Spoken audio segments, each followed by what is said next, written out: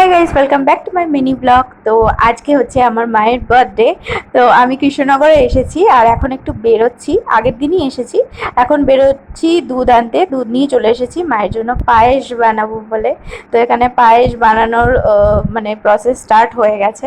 আর আমি first time পায়েস বানাচ্ছি, মায়ের কাছ থেকে জেনে জেনেই বানিয়েছি।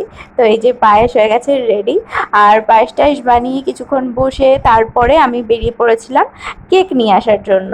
তো এখানে মিয়মোড়েতে চলে এসেছি আর একটা কেক নিয়েও নিয়েছি। আর আজকে দুপুরের লাঞ্চে ছিল মাছের তেলের বড়া, শাক ভাজা আর মাটন। খুব সিম্পল ছিল, মানে এক্সট্রা কিছু করা হয়নি, তবে এটাই ভালো ছিল। আর এরপরে এটা হচ্ছে আমাদের গিফট, যেটা মায়ের জন্য এনেছি। এই যে কেকটা, এই কেকটা আমার খুব পছন্দ হয়েছে বলে নিয়ে এলাম। আর ওই গিফটটা সৌরভ পাঠিয়েছে মায়ের জন্য। তো সেটাই দেখাবো। গিফটটা মাকে দেবো যখন, মায়ের রিয়াকশনটাও তোমাদের সাথে শেয়ার করব। মা কাটো কেক কাট।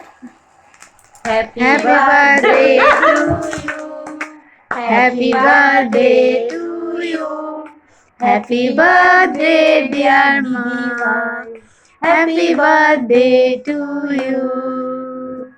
তো এইভাবেই আমরা ঘরোয়া সবাই মিলে খুব ভালোভাবে মায়ের বার্থডেটা এনজয় করলাম।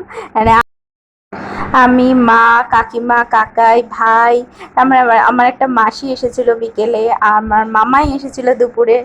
নাও তোমার গিফট, এটা তোমার জামাই নিজে কিনে নিয়ে এসছে, নিজে হাতে দিয়ে নিজেই প্যাকিং করেছে। হ্যাঁ, নিজেই প্যাকিং করেছে।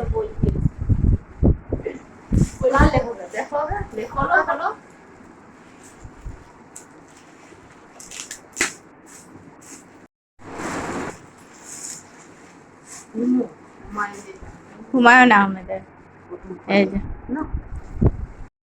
তো এটা সৌরভ নিজেই একাই কলেজ স্ট্রিটে গিয়ে বইটা কিনে নিয়ে এসেছিল মায়ের জন্য।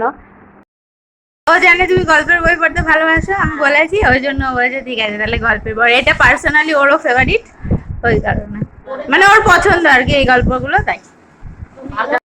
তো এইভাবেই মায়ের বার্থডেটা খুব ভালোভাবে এনজয় করলাম। তো চলো আজকের মতন টাটা, বাই বাই।